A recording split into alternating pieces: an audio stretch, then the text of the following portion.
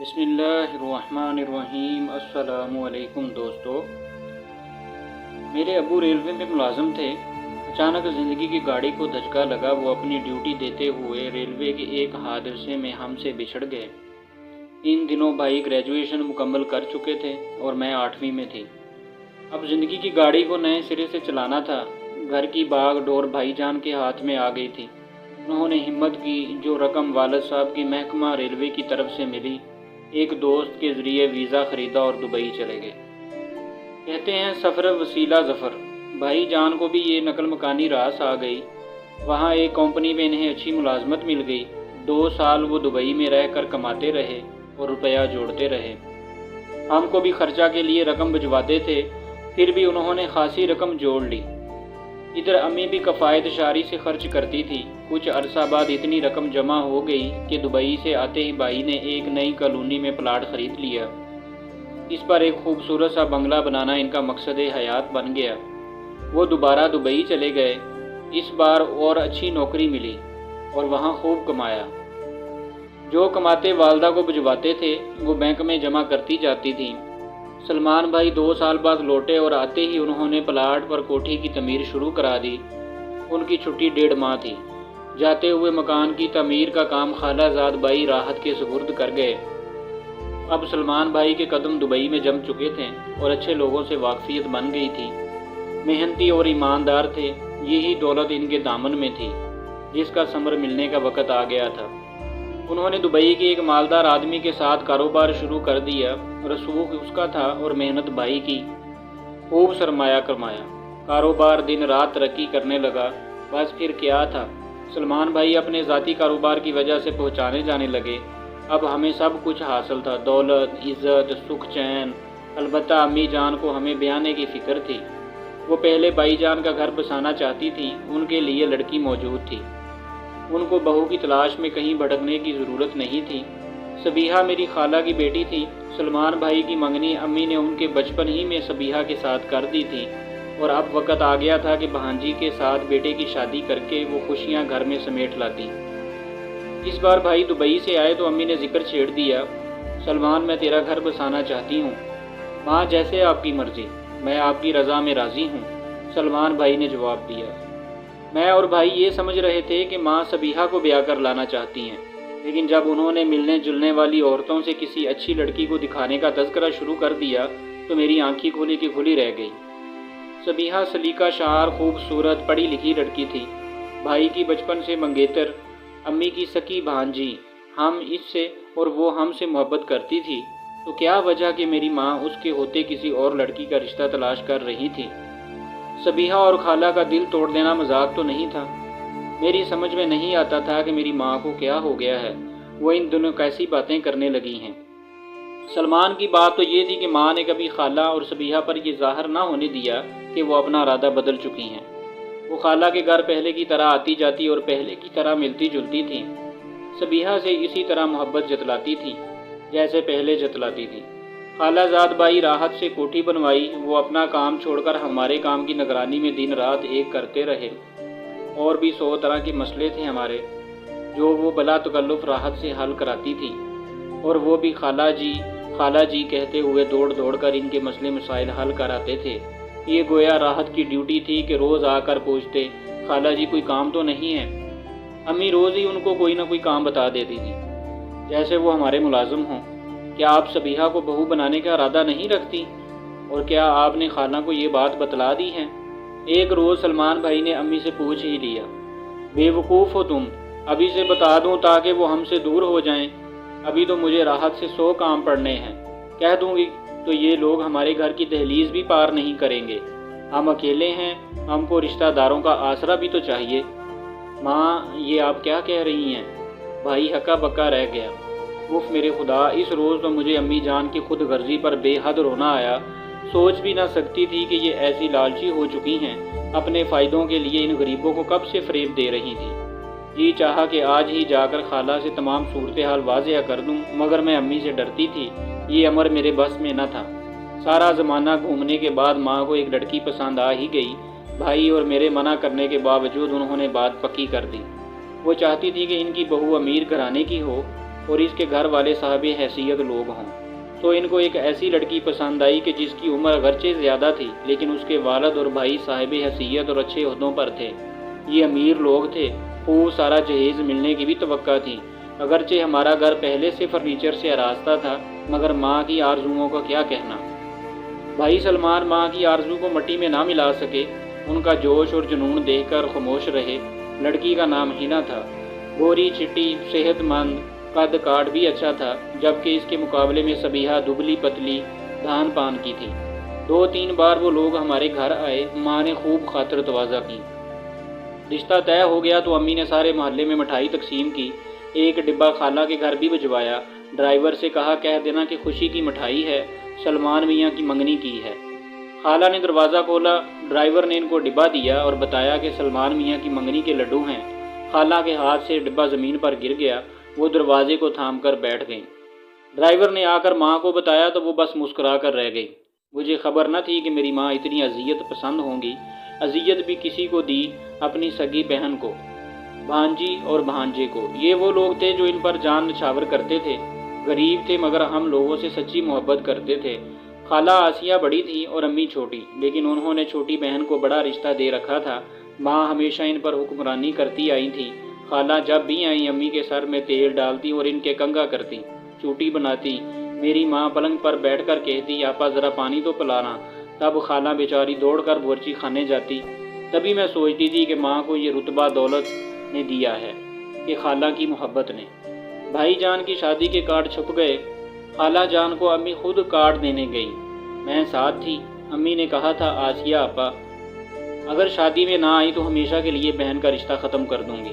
सबीहा को भी ज़रूर लाना, वरना आलिया अपने भाई के लिए मेहंदी ना खोलेगी। खाला आसिया जैसी आला ज़ुर्फ़ औरतें मैंने शायद ही कहीं देखी हों। एक हर्फ भी शिकायत लबों पर न लाई। कहने लगी, फारिया फ़िक्र न करो, मैं सलमान बेटे की शादी पर ज़रूर आऊँगी। ताहम इस वक्त सबीहा का चेहरा ऐसा था जैसे बुद्ध के चेहरे होते हैं, जिनके नकूश खूबसूरत होते हैं मगर उनमें रूह नहीं होती। उसके दिल की जो हालत थी वो मैं अल्फाज में बयान नहीं कर सकती। मुझ में हिम्मत न थी कि सबीहा से कोई बात करूं। लगता था अगर मैंने हमदर्दी की एक नज़र भी उस पर डाली तो वो ज़मीन में ढह जाएगी। कुछ कहे बिना मैं अम्मी के साथ खाला के घर से चली आई। वहाँ तो उनके आंसू न रुकते थे, जिनको मेरी वालदा ने बरसों से धोखे में रखा हुआ था। सलमान भाई की खैर से शादी हो गई। खाला, सबीहा और राहत अपना सा मुँह लेकर चले गए और हिना हमारे घर की इज्जत बनकर आ गई। सबीहा जो भी थी अब, मगर हिना मेरी भाभी थी। मेरे अकलौते भाई के सर पर सेहरा बंधा था और वो दुल्हन बनी हुई थी। मुझे इससे भी प्यार करना था। माँ खुद उसे दुल्हन बनाकर लाई थी। इस लड़की का तो कोई कसूर ना था, मुझको इसका ख्याल तो करना ही था। रुतबा था इसका इस घर में। वो मेरी बड़ी भाभी थी और मैं इससे छोटी थी। भाई सलमान का भी ख्याल था मुझको। अब ये हुआ कि वो मुझ पर हुक्म चलाने लगी, मगर मैं इन पर वारी सदके कुर्बान हो जाने लगी।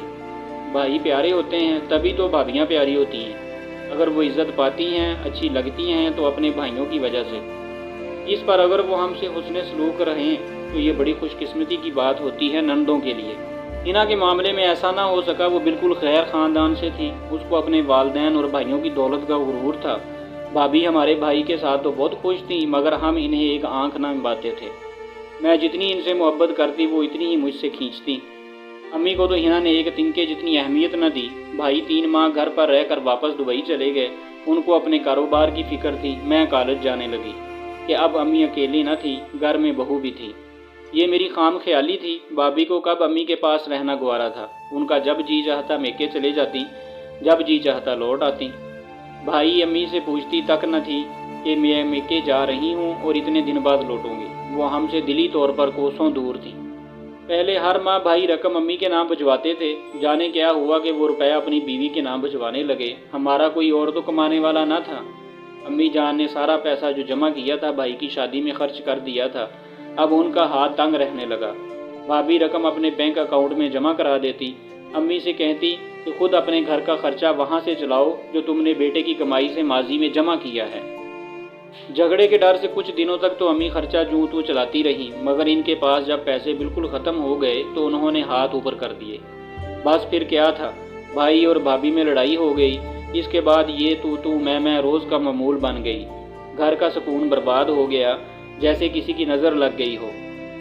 وہ جو ہمارا خوشیوں کا بچپن تھا، وہاں بے سکونی نے ڈیرا جما لیا۔ جب کالج سے تھکی آتی، نظام دھرم بھرم ملتا، سب کچھ ہوتے ہوئے بھی گھر میں کچھ نہ رہا۔ اب امی کو بڑی بہن یاد آئی۔ جب پریشان ہوتی، آسیہ آپی کے گھر کے سوا انہیں کوئی اور گھر نہ سوچتا۔ وہ تسلی دیتی، محبت سے پیش آتی، کہتی فاریہ بیٹے کو خط میں سب احوال لکھ بھیجو تاکہ وہ گھر کے اخراجات کے لیے تمہیں علیحدہ رقم بھجوایا کرے۔ ان دنوں موبائل فون کا رواج نہ تھا، خطوط کا سسٹم رائج تھا۔ امی جواب دیتی آپا کیوں کر اسے لکھوں، جبکہ سلمان جاتے ہوئے کہہ گیا تھا اماں تم نے صاحب حیثیت لوگوں سے رشتہ جوڑا ہے، اب ان سے بگاڑنا نہیں، ورنہ یہ اپنی سی کر گزریں گے، اور جو بھی حالات ہوں خود فراست سے کام لینا اور مجھ کو ساس بہو والے جھگڑے سے دور رکھنا، ورنہ میں کاروبار چھوڑ کر ادھر الجھ گیا تو بہت نقصان ہو جائے گا۔ اب میری ماں ادھر سے بھی جب چپ سامنے مجبور تھی کہ سب ان کا ہی کیا دھرا تھا۔ ان دنوں میں کتنی پریشان تھی کیا بتاؤں، جی چاہتا تھا کوئی تو ایسا ہو کہ جس کے کندھے پر سر رکھ کر خوب رہوں۔ ان دنوں مجھ کو کسی اپنے کی بہت ضرورت محسوس ہوتی تھی۔ تبھی ایک لڑکا میری زندگی میں آیا جس نے میری پریشانی حال کو نوٹ کیا۔ وہ میرا کلاس فیلو عباس تھا۔ حالات سے تنگ آ کر امی جان نے لوگوں کے کپڑے سینے شروع کر دیے تاکہ میرے کالج کے اخراجات پورے کر سکیں۔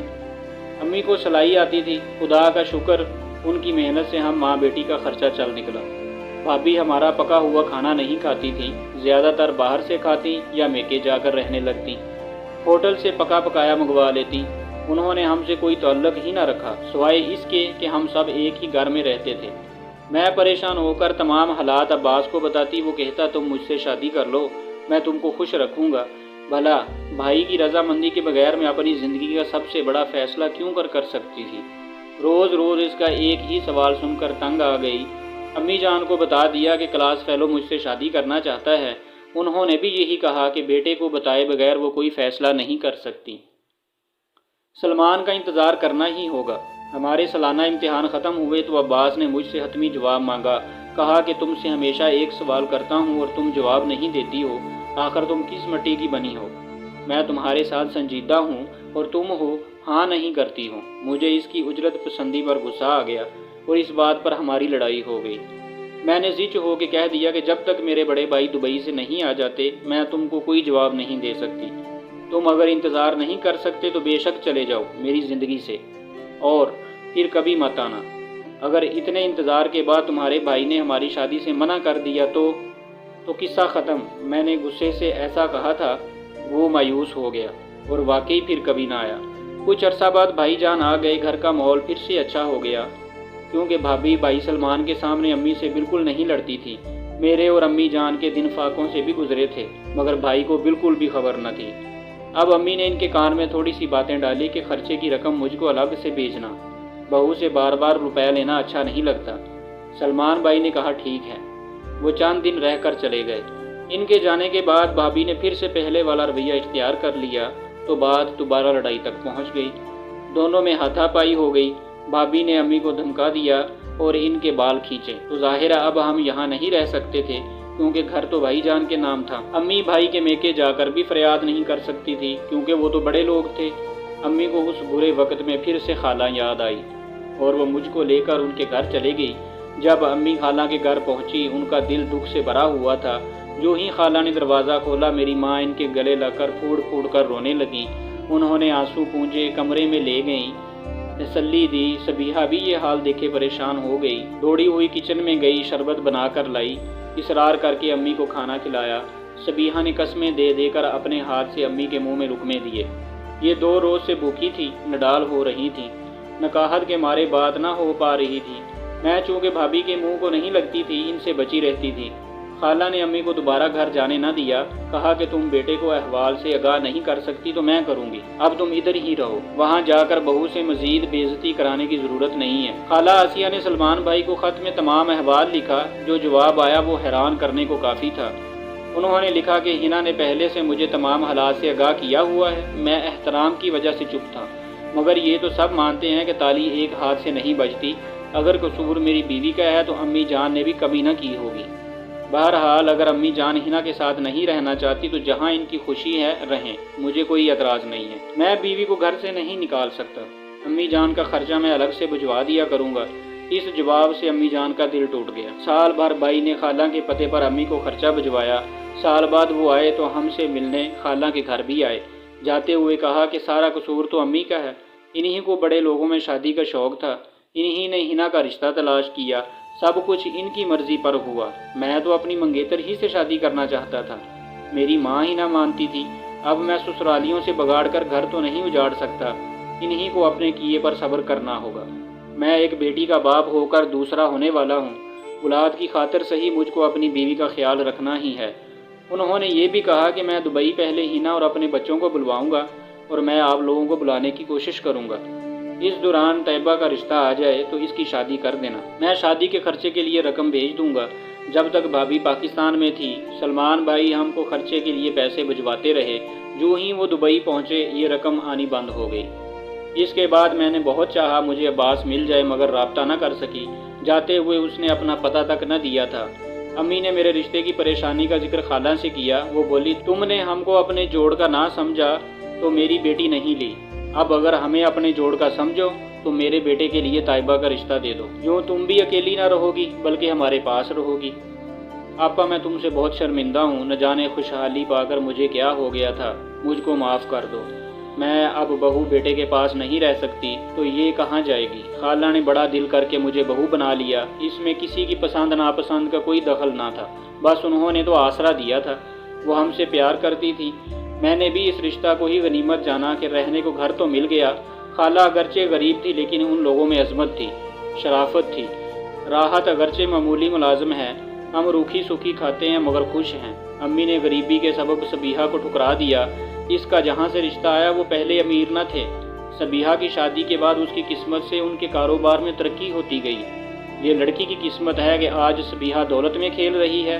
سوچتی ہوں کہ ہنا کی بجائے اگر صبیحہ ہی میری بھابھی بنتی تو آج ہمارے حالات کتنے مختلف ہوتے نہ تو ہم بے گھر ہوتے اور نہ یوں امی اس بڑھاپے میں اپنی بہن کے گھر آ پڑتی۔ دولت کی لالچ نے ہمارے خاندان کی بنیادیں ہلا دیں، کاش میری امی نے یہ سب نہ کیا ہوتا۔